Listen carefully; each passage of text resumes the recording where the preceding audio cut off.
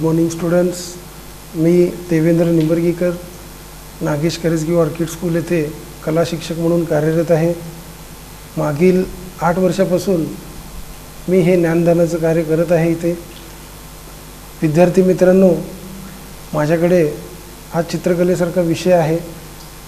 तर आजपर्यंत आपण शाळेतूनच चित्र, संगीत, नृत्य शिकत आलेलो आहोत, डान्स वगैरे. परंतु आज अशा परिस्थितीमध्ये आपल्याला घरी बसूनच शिकायचं आहे. खूप कठीण परिस्थिती आहे, पण तरीही आपल्याला यातून मार्ग काढायचाच आहे. आणि आपण सगळे घरी बसून उत्तम प्रकारे शिकणार आहातच. विद्यार्थी मित्रांनो, आज माझा हा पहिला तास आहे चित्रकलेचा. आणि या पहिल्या तासामध्ये मी चित्र वगैरे काही तुम्हाला शिकवणार नाही आहे लगेचच. तर या चित्रकलेसाठी आपण काय करायला पाहिजे आणि या चित्रकलेचा उपयोग इतर कोणकोणत्या विषयात आपल्याला भविष्यात होणार आहे, हे सगळं तुम्हाला थोडक्यात मी माहिती सांगणार आहे.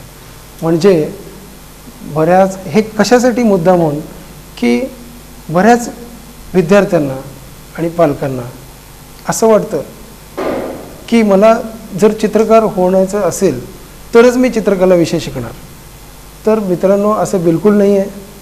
बाकीचे अनेक विषय आहेत ज्याच्यामध्ये तुम्हाला चित्रकलेविषयीचं नॉलेज तुम्हाला अपग्रेड करत राहणार आहे. आणि जर तुम्हाला चित्रकला विषय येत असेल तर त्या विषयामध्ये तुम्हाला भरपूर फायदा होणार आहे. आता मी थोडक्यात तुम्हाला जर सांगितल्यानंतर तुम्हाला एक एक गोष्ट कळायला सुरू होईल. आपण वर्षभर चित्रकला हे शिकणारच आहे. ड्रॉइंग कसं करायचं, कलर कसं करायचं, शेडिंग कसं करायचं, हे एक एक एक एक एक स्टेप शिकणार आहेत. पण हे पहिलं जे एपिसोड आहे हे खास करून पालकांसाठी पण आहे आणि विद्यार्थ्यांसाठी पण आहे. या एपिसोडमध्ये मी की तुम्हाला या विषयाचं महत्त्व बाकी विषयामध्ये कसे आहेत हे थोडक्यात सांगणार आहे. आता तुम्हाला जर चित्रकारच व्हायचं आहे तर तुम्हाला त्याच्यामधील मास्टर डिग्री असेल, बॅचलर ऑफ फाईन आर्ट असेल, आर्ट टीचर डिप्लोमा असेल, त्याच्यानंतर फाउंडेशन डिप्लोमा असेल, असे 4-4, 5-5 वर्षाचे कोर्सेस आहात. हे तुम्हाला एक चित्रकलेमध्ये स्पेशलायझेशनचे विषय आहेत जे तुम्हाला चित्रकलेमध्ये मास्टर बनवतात. पण याचबरोबर तुम्हाला असंख्य क्षेत्र जे आहेत ते खुणावत आहेत. त्याच्यामध्ये चित्रकलेचं नॉलेज तुम्हाला उत्तुंग शिखरावर घेऊन जाणार आहे.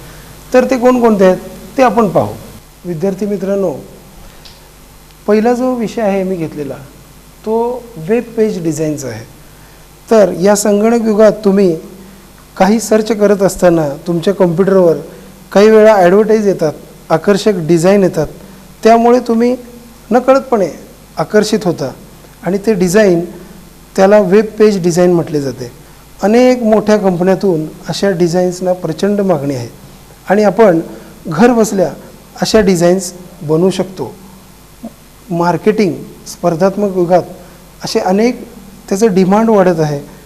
वर्क फ्रॉम होमची संकल्पना हे आता रूढ होत जाणारच आहे. त्यामुळं नक्कीच आपला त्याचा फायदा होणार आहे. हे वेब पेज डिझाईन संदर्भात काय सांगतोय की त्याला जर चित्रकलेचे बेसिक नॉलेज असेल तर इतरांपेक्षा टॉप डिझाईन आपण बनवण्याचं स्किल आपल्यात निर्माण होऊ शकतं. केवळ चित्रकला विषयच मी शिकणार, पण बाकीचे विषयासाठी वेगवेगळ्या पद्धतीने तुम्हाला क्रिएटिव्हिटीची जरा सेन्स असेल तर तुम्हाला त्याचा नक्कीच फायदा होणार आहे. पहिलं जे वेब पेज डिझाईन आहे, त्यानंतर फॅशन डिझायनिंग हे होणंसुद्धा एक महत्त्वाचं पार्ट आहे. त्याच्यानंतर लोकांच्या आवडीनिवडी, या जगात लोकांचे राहणीमान बदलतच असतात. पुन्हा जुनंच एखादं ट्रेंड नवीन होऊन परत येतो आणि एखादं नवीन ट्रेंड येतं, मार्केटमध्ये प्रचंड प्रमाणात येतो. लोकांच्या आवडीनिवडीनुसार सतत नवीन ट्रेंड बदलत असतात. नवीन सुंदर डिझाईन्स बनवणारे हात जर कलेतील जाणकारांचे असतील तर ते नक्कीच लोकांना खरेदी करायला भाग पाडणार आहेत. नवीन डिझाईन येण्याअगोदर त्याचं लुक कसं दिसतं, त्याचे बारीक रेखाटन करावे लागतात. कपड्यावरची डिझाईन, त्याचा कलर सेन्स, त्याचा योग्य वापर, हे सगळं भान ठेवून चित्रकार त्याची निर्मिती करत असतो. आणि त्याचप्रमाणे समजा एखादा लहान मुलांचे कपडे आहेत, तर ते कोणत्या पद्धतीचे पाहिजे. अतिशय भडक कलरचे कपडे असतात लहान मुलांचे, तर त्याचा वापर कसा करायचा, हे सगळं ट्रेंड त्या फॅशन डिझाईनमध्ये असतो. आणि यामध्ये जर चित्रकाराचे हात काम केलेत तर त्याचं नक्कीच त्याचा फायदा या फॅशन डिझायनरला होऊ शकतो. त्याच्यानंतर आहे दुसरा पार्ट, इंटिरियर डिझायनर. एखाद्या जागेमध्ये घर अथवा ऑफिस बांधले, पण त्या घरातील जागा योग्य पद्धतीने त्याचा वापर अगदी मन प्रसन्न होईल असे त्या वास्तूतून भाव निर्माण करायचे आहेत, तर इंटिरियर डिझायनर हे काम अतिशय उत्कृष्टपणे करू शकतो. अगदी आपल्या घरातल्या खिडकीच्या पडदासुद्धा कोणत्या रंगाचा असावा हे तो सुचवू शकतो. रंगसंगती, किचन हॉलची डिझाईन जास्तीत जास्त कसे सुंदर करता येईल हे एक इंटिरियर तज्ज्ञच आपल्याला सांगू शकतो. आणि अशा या इंटिरियर तज्ज्ञाला थोडासा चित्रकलेचा गंध असेल तर तो आपल्या कलेला चार चांद लावू शकतो. मित्रांनो, पुन्हा एकदा सांगतो, तुम्ही चित्रकार बनणार नसल्यास तुम्ही ज्या क्षेत्रात करिअर करणार आहात तिकडे नक्कीच तुम्हाला तुमच्या असलेल्या कलावंताचा उपयोग होणार आहे. आणि तुम्ही तुमच्या डिझाईनद्वारे, तुमच्या रचनेद्वारे स्वतःचं वेगळेपण सिद्ध करणार आहात. यासाठी आज आपणास नक्कीच कळेल की आपण कोणत्याही क्षेत्रात काम करणार असलो तरी त्याचे अप्रत्यक्षपणे चित्रकलेच्या शिक्षणाचा कसा फायदा होतो. इंटिरियर डिझायनर झाल्यानंतर अजून एक आपल्या याच्या फील्डमध्ये महत्त्वाचा पार्ट आहे तो फोटोग्राफी. आता तुम्ही म्हणत असाल फोटोग्राफीमध्ये कलेचं काय महत्त्व आहे, तर मी तुम्हाला सांगू इच्छितो की एक सामान्य ज्याला चित्रकलेचं नॉलेज नाही तो फोटोग्राफर आणि ज्याला चित्रकलेचं नॉलेज आहे असा फोटोग्राफर, या दोघांच्याही फोटोग्राफीमध्ये खूप मोठी तफावत असणार आहे. जो कलावंत आहे फोटोग्राफर त्याच्या फोटोग्राफीमध्ये कलेची झलक आपल्यास बघायला मिळणार आहे.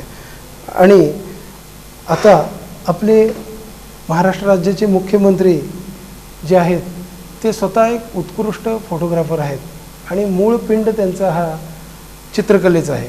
त्यामुळे त्यांना ती कला अतिशय चांगल्या पद्धतीने अवगत झालेली आहे. हा जर कॅमेरा एका फोटोग्राफर बरोबर एका कलावंत माणसाच्या हाती पडला तर काय कमाल होईल, त्याची झलक त्याच्या फोटोग्राफीमध्ये दिसेल. चित्रकलेचा जर आपणास जबरदस्त सेन्स असेल तर एक विख्यात फोटोग्राफर होण्यास आपणास कोणी रोखू शकणार नाही. या जगातील वेगवेगळे सौंदर्य निश्चितच आपण आपल्या कॅमेऱ्यामध्ये बंदिस्त करून आपली कलाकारी दाखवाल. मला इथे पुन्हा सांगावंसं वाटतं की कलेचा अभ्यास केलेला फोटोग्राफर आणि एक फोटोग्राफीचा कोर्स केलेला फोटोग्राफर यांच्या फोटोग्राफीमध्ये मंत्रमुग्ध करणारा हा भाग कलावंताला शेवटी मिळणारच आहे. विद्यार्थी मित्रांनो, जर तुमच्या व्यवसायामध्ये तुम्ही तंत्रज्ञानाची खूप मदत घेतलात तर जे स्किल वर्क म्हणतात की आपल्याकडे काम करणारे पुष्कळ आहेत, पण ज्याला स्किल वर्क म्हणतात त्या गोष्टीतलं नॉलेज हे आपल्याला पाहिजे असेल तर आपल्याला त्याच्या मुळापर्यंत जाणं गरजेचं आहे. त्यासाठी आपलं त्या विषयाचा अभ्यास खूप गरजेचा आहे. त्याच्यानंतरचं भाग आहे ऑटोमोबाईल डिझायनर. आपल्याकडे एखादी बाईक, गाडी, फोर व्हीलर, आपल्या सभोवताली फिरणाऱ्या अनेक प्रकारच्या गाड्या आपण बघतो, त्याची डिझाईन बघतो. हे डिझाईन कोण बनवतं, तर जे IIT तज्ज्ञ आहेत, IITमधील तज्ज्ञ हे बनवत असतात. ऑटोमोबाईल इंजिनियर बनवत असतात. आता हेच करत असताना त्यांना काही रेखाटनेसुद्धा बनवावं लागतात, जसे डमी मॉडेल बनवावं लागतात, काही मास्टरपीस बनवावं लागतात. आता या ऑटोमोबाईल इंजिनियर जे आहे IIT तज्ज्ञ याच्या हातामध्ये जर चित्रकलेचा गुण असेल तर त्याचा नक्कीच त्याला उपयोग होणार आहे. सतत नवीन नवीन डिझाईन्स त्याच्या हातातून रेखाटन होणार आहेत. आता हेच पहा ना विद्यार्थी मित्रांनो, जगप्रसिद्ध हार्ले डेव्हिडसनची बाईक जी आहे त्याचं डिझाईन आपल्या एका सोलापुरातील कलावंताने बनवलेलं आहे. शेटजाळे त्यांचं नाव आहे. तर त्यांनी हार्ले डेव्हिडसन कंपनीमध्ये असताना त्या बाईकचं डिझाईन त्यांनी बनवलेलं आहे आणि सुरुवातीलाच त्यांना ड्रॉइंगचं सुद्धा आवड होतं आणि ही आवड त्यांना भविष्यात आपल्या आवडीच्या फील्डमध्येच गेल्यामुळं ते दुणावलेलं आहे त्यांच्या याच्यामध्ये. आता आणखीन एक महत्त्वाचा भाग आहे इथं आर्किटेक्चर. आता बरेच आपण वेगवेगळे फील्ड बघतो. याच्यामध्ये इंटिरियर डिझायनर झाला, फॅशन डिझायनर झाला, ऑटोमोबाईल इंजिनियर झाला. आता आर्किटेक्चर हा वास्तू निर्माण करणारा एक तंत्रज्ञ आहे. जगाचा झपाट्याने विकास होत आहे. वास्तू रचनेसाठी मोठमोठी अद्ययावत तंत्रज्ञान आपण वापरत आहोत. काहीतरी वेगळे करण्याची चुरस सगळ्यांमध्ये लागलेली आहे आणि यातूनच नवीन नवीन आयडिया, संकल्पना हे आपल्या समोर येत आहेत. भारताला प्राचीन संस्कृतीची उज्ज्वल परंपरा आहे. अनेक आकर्षक मंदिरे या भारतामध्ये तयार झालेली आहेत. दगडी कोरीव काम केलेली मंदिरे या भारतात आहेत. हा सगळा दुर्मिळ वारसा आपल्याकडे असून आपण त्याची जपणूक करत वाटचाल करीत आहोत. आता हेच पहा ना, ओरिसातील जगप्रसिद्ध सूर्यमंदिर असेल आणि दक्षिणेकडील मीनाक्षी मंदिर असेल, ह्यांची रचना पहा, त्याचं उठाव शिल्प पहा. हे सगळं ड्रॉइंगमधूनच झालेलं आहे. कलाकारी मूळ पिंड हा जो आहे तो ड्रॉइंगच आहे आणि अशा वास्तूंचा अभ्यास करून नवीन नवीन वास्तुरचनेतील ट्रेंड आपण आणत असतो आणि वास्तुरचनाकार हेच काम करत असतात आणि त्यामुळे त्यांना ड्रॉइंगचा अभ्यास किती महत्त्वाचा आहे हे आपल्याला कळून चुकेल. आता हेच पहा विद्यार्थी मित्रांनो की आपल्या सोलापूरची महानगरपालिकेची इमारत ज्याचं नाव आहे इंद्रभुवन, ते सुद्धा एका आर्किटेक्चरनीच केलेलं आहे. परंतु एक वेगळीच कला त्या बिल्डिंगमध्ये दिसते आणि अशा प्रकारचं प्रसिद्ध वास्तू आपल्या सोलापुरात आहे याचा अभिमान आपल्याला वाटतो. आणि त्याच पद्धतीने मुंबई येथील छत्रपती शिवाजी टर्मिनसचं हे भव्य असं वास्तू त्याचंच उदाहरण आहे. अशा अजरामर अनेक वास्तू याच्यात नक्कीच एक चित्रकार दडलेला आहे या डिझाईन करणाऱ्यामध्ये, हे मात्र नक्की. आता आणखी एक महत्त्वाचं सांगायचं म्हणजे ज्वेलरी डिझाईन हा भाग. ज्वेलरी डिझाईन हा सुद्धा एक महत्त्वाचा, विशेष करून आपल्या भारतीयामध्ये दागिन्याची आवड नसलेली व्यक्ती आपल्याला शोधून पण सापडणार नाही. आपण जे दागिने घालतो ते सोन्याचे असतील, चांदीचे असतील, पण त्याच्यावर कलाकारी काम पण केलेलं असतं, डिझाईन केलेलं असतं. हे डिझाईन तयार करण्यासाठी अगोदर चित्रकारांना असंख्य रेखाटने करावं लागतात. त्यातील काही निवडक डिझाईन करून दागिने बनवलेले असतात. या पद्धतीचे डिझाईन आणि जास्तीत जास्त आकर्षक दागिने हे आपल्याला मोहित करून टाकतात. हे आम्हाला सगळ्यांनाच माहिती आहे. पण त्याचं जे मूळ बेस आहे हे एखाद्या चित्रकाराच्या हातूनच ह्याचं डिझाईन जावं लागतं. त्यानंतर ते जे आहे सोन्याचा कारागीर जो आहे, सोन्याचं काम करणारा, त्याच्याकडे जातं. त्यामुळं इथंसुद्धा चित्रकलेचं किती महत्त्वाचं अंग आहे हे तुम्हाला लक्षात येईल. वरवर ह्या गोष्टी तुम्हाला लक्षात येणार नाहीत, पण जर बारीक विचार केलात तर या सगळ्या क्षेत्रामध्ये थोडं थोडं थोडं चित्रकला किती महत्त्वाची आहे हे सगळं कळून चुकेल. त्यानंतर आहे ॲनिमेशनचा पार्ट. म्हणजे आता सध्याच्या 21व्या शतकात जे आपण झपाट्याने जे तंत्रज्ञान बदललेलं आहे त्याच्यामध्ये ॲनिमेशन तंत्रज्ञान हे खूप आघाडीवर आहे. आता हे ॲनिमेशन तंत्रज्ञान म्हणजे काय नेमकं हे तुम्हाला आता मी थोडक्यात सांगतो. तुम्ही TV चॅनल्स बघता, त्याच्यामध्ये काही कार्टून चॅनल्स चालू असतात डोरेमॉन, सिंचान वगैरे तुमच्या आवडीचे कॅरेक्टर तुम्ही त्याच्यामागे वेडे झालेले आहेत अक्षरशः. मग हे जे आहे सगळं हे ॲनिमेशन तंत्रज्ञानच आहे. आणि त्याचबरोबर ह्याच्यामध्ये 2 प्रकार आहेत, ॲनिमेशन 2D ॲनिमेशन आणि 3D ॲनिमेशन. आता हे 2D ॲनिमेशनमध्ये वेगवेगळे प्रकार आहेत. पुन्हा 2D ॲनिमेशनसाठी खूप मोठी टीम लागते. त्याचं ॲनिमेशन जे आहे कॅरेक्टर करणारा डिझाईन जो आहे तो वेगळा लागतो. त्याच्यानंतर त्या चित्रामध्ये कलर रंगकाम करणारे चित्र तंत्रज्ञ वेगळे लागतात. त्याच्यानंतर ते ॲनिमेशनचे जे बॅकग्राऊंड आहे, मागचं जे सीन आहे, तो मागचा सीन जो करणारा आहे तो तंत्रज्ञ, त्याला बॅकग्राऊंड आर्टिस्ट म्हणतात. आता हे पहा, हे ॲनिमेशनमधलाच एक प्रकार आहे 3D ॲनिमेशन. म्हणजे तिन्ही बाजूनी एखाद्या मूर्तीसारखं जे चित्र दिसतं त्याला 3D ॲनिमेशन म्हणतात. त्याच्यानंतर ह्याच्यासाठी काही स्केचेस केले जातात. लाईट बॉक्सवर स्केचेस करून त्याला मूव केलं जातं. त्याच्यानंतर हा ॲनिमेशनचा पार्ट आपल्याला लक्षात येण्यासारखं आहे.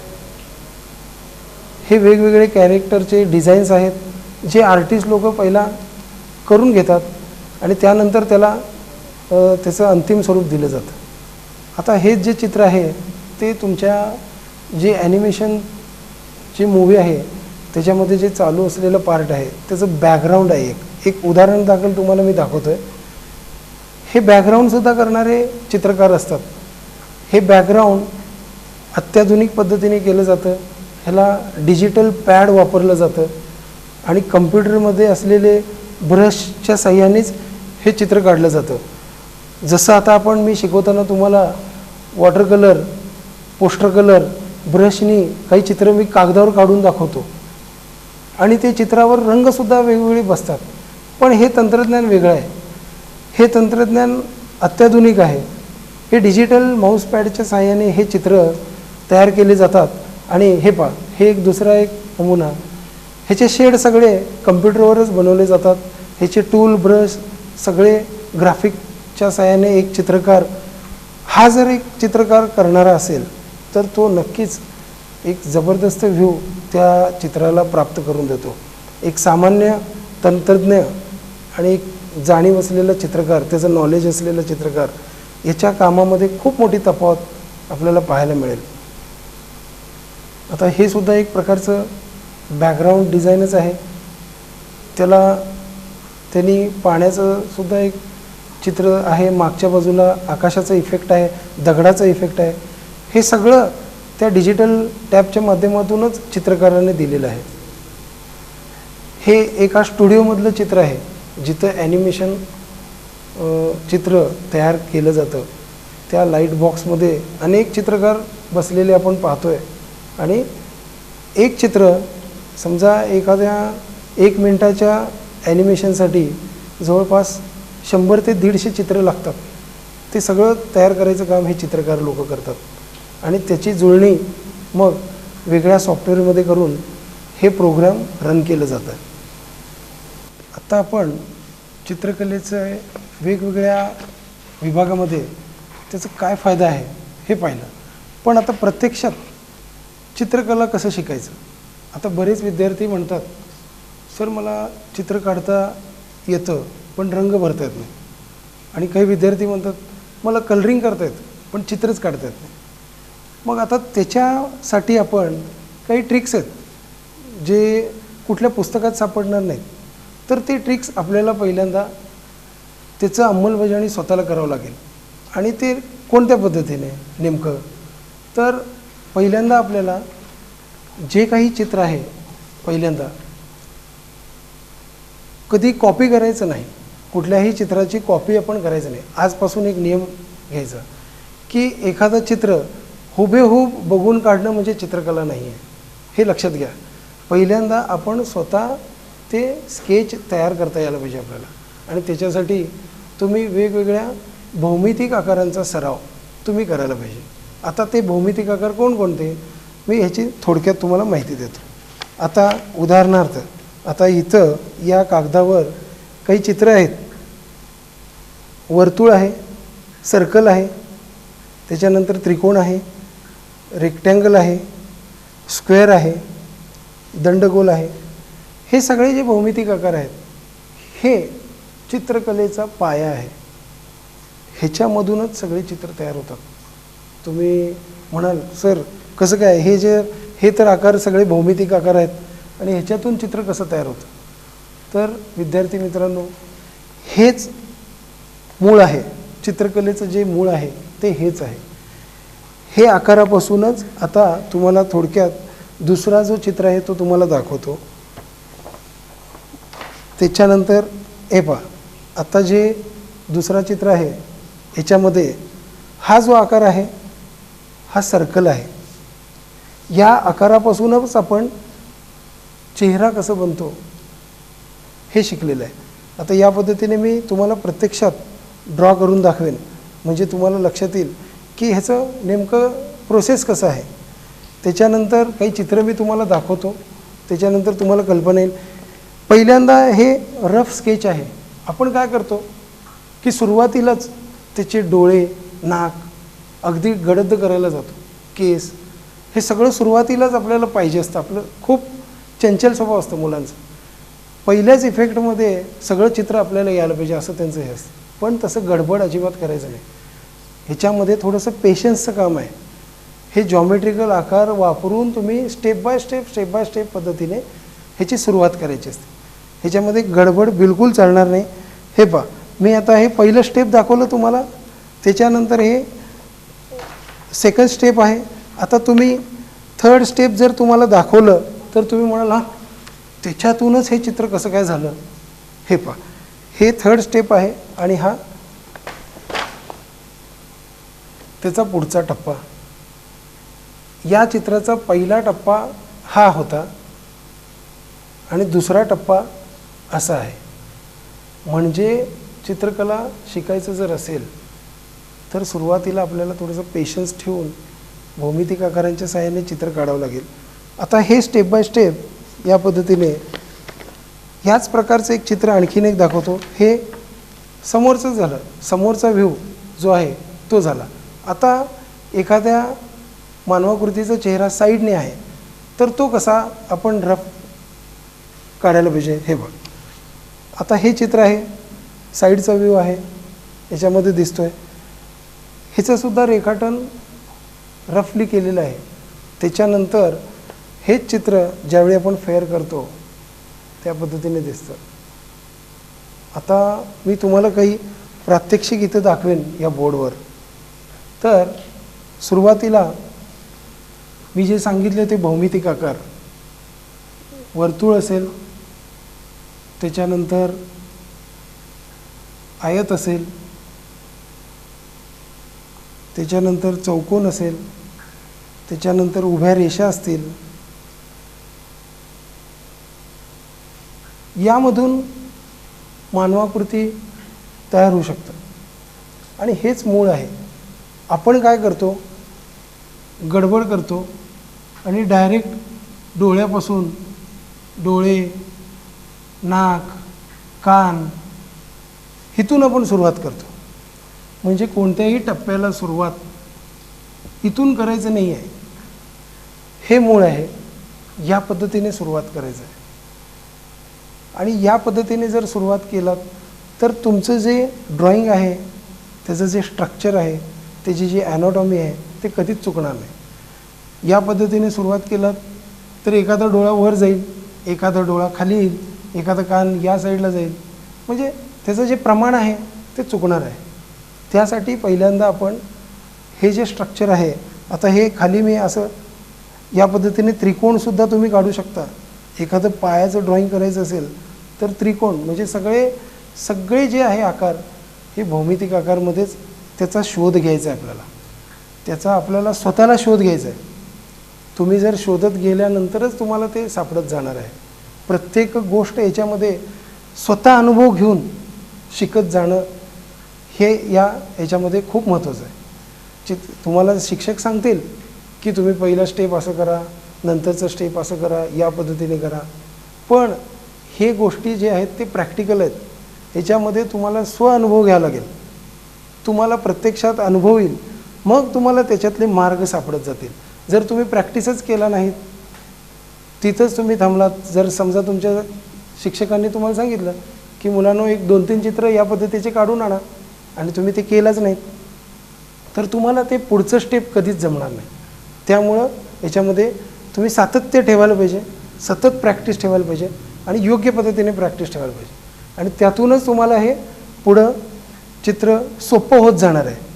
तुम्ही नुसतं जर बोलत बसलात, नाही हो मला जमत नाही, अवघड होतं चित्र, तर ते तुम्हाला कधीच येणार नाही. त्यासाठी तुम्ही भौमितिक आकारांचा अभ्यास करायला पाहिजे. आता समजा तुम्हाला उदाहरणार्थ आता एखादं फळ काढायचं आहे, एखादा सफरचंद काढायचं आहे, तर एक सफरचंद काढण्यासाठी डायरेक्ट तुम्ही ते चित्र काढण्यापेक्षा सफरचंदाचं एक जे चित्रकार आहे, निष्णांत चित्रकार, त्याला हे सहजपणे येईल. पण जो सराव करणार आहे सुरुवातीला, त्यांनी या पद्धतीने सराव कधीच करायचं नाही. जो सुरुवातीचा सराव आहे, तुम्ही या पद्धतीने अनेक रेषा आखा, अनेक रेषामधून तुम्हाला सराव अतिशय सोपं होईल. या रेषामधूनच तुम्हाला मार्ग सापडेल. त्याच्यानंतर तुम्ही या पद्धतीने जिथं अनावश्यक आहे तिथं जरी तुम्ही हा भाग ड्रॉ करून सोडून दिला, तरी तुम्हाला अनावश्यक रेषा जर खोडल्यात तर त्यातूनच एक चित्र तयार होईल. या पद्धतीने ह्या पद्धतीने आपल्याला चित्र शिकायचं आहे. हेच नाही, कोणतीही कला. मग त्यासाठी मी सुरुवातीलाच म्हटलं की कॉपी कुठल्या चित्रकलेची करू नका. आता उदाहरणार्थ जो मिमिक्री आर्टिस्ट आहे, तो वेगवेगळ्या हिरोचे आवाज काढतो. तुमच्या पसंतीच्या अनेक हिरोचा आवाज त्या एकट्यालाच येतो, पण तो कधीच मूळ कलाकारा इतका प्रसिद्ध होऊ शकत नाही. म्हणजे ते ओरिजिनॅलिटी त्याच्याकडे नसते. तो इतर अनेक जणांचा आवाज एकटाच काढू शकतो, पण तो मिमिक्री आर्टिस्ट असतो. त्या सगळ्यांची आवाज तो कॉपी करत असतो. त्यामुळं स्वतःला शोधा. चित्रकलेमध्ये सुद्धा असेल, गायनमध्ये असेल, की दुसऱ्या कोणाचं कॉपी करायला जाऊ नका. की जे काही करायचं आहे ते तुम्हाला शोधायचं आहे. तुम्हाला स्वतःला त्याच्यामधलं आर्ट शोधायचं आहे. तुम्हाला ते स्वतः मिळवायचं आहे. म्हणजे हे चित्र काढण्यासाठी मी काय करायला पाहिजे, हे आकार काढण्यासाठी मी काय करायला पाहिजे, ह्याचा शोध तुम्हाला ज्यावेळी घ्याल तेव्हा ते तुम्हाला इतकं सोपं वाटेल, कुठलीच गोष्ट अवघड वाटणार नाही. आता समोर उदाहरणार्थ हे बादलीचं चित्र आहे. एक बादली आहे ह्या पद्धतीचं. हे पण चित्र असं डायरेक्टली ड्रॉ न करता, समजा ह्याच्यामध्ये तुम्हाला भौमितिक आकार काय दिसतो हे शोध घ्या. प्रत्येक वस्तूमध्ये एक भौमितिक आकार दडलेला आहे, त्याचा शोध तुम्हाला घ्यायचा. त्या शोध नंतर तुम्हाला त्याचं ड्रॉइंग काय आहे ते सापडेल. आता हे चित्र मी कसं पद्धतीने काढायला पाहिजे हे पहा. ह्याचं चित्र मी एक आयत काढेन, रेक्टँगल काढेन. रेक्टँगल काढल्यानंतर त्याचे 2 भाग करेन. त्याचे 2 भाग केल्यानंतर हा वरचा जो भाग आहे दोन्ही बाजूला समांतर राहील, इकडे आणि इकडे दोन्ही बाजूला समांतर, रेषेच्या दोन्ही बाजूला समांतर. जर असं डायरेक्ट काढलं तर हे असं पण जायची शक्यता आहे, म्हणजे आकार चुकण्याची शक्यता आहे. जर तुम्ही भौमितिक आकाराच्या सहाय्याने, जॉमेट्रिकल शेपच्या सहाय्याने जर केलं तर खूप सोप्या पद्धतीने ते तुम्हाला येण्यासारखं आहे. तर या पद्धतीने दोन्ही बाजूला, रेषेच्या दोन्ही बाजूला ज्यावेळी समान येईल त्यावेळी ते चुकणार नाही आहे, अचूक असणार आहे. आता त्यानंतर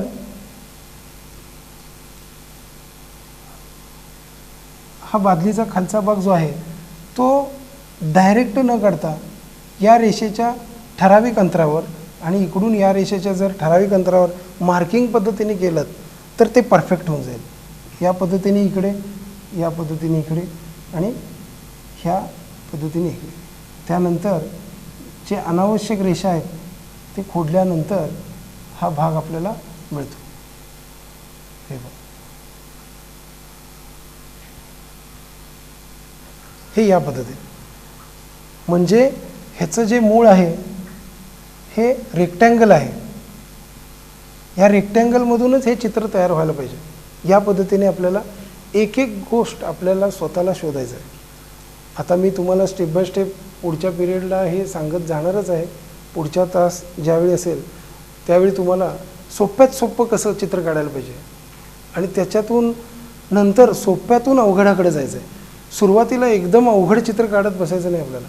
त्याच्यातून उलट आपल्याला एक निराशाच पदरी मिळेल. त्यामुळं कधीही सोप्याकडून अवघडाकडे जायचं आहे. सोप्याकडून अवघडाकडे काय सूत्र आहे मग मी आत्ता सांगितलेलं. जॉमेट्रिकल शेप्स, हे जे शेप्स तुम्ही वापराल त्याच वेळी तुम्हाला ते जमणार आहे.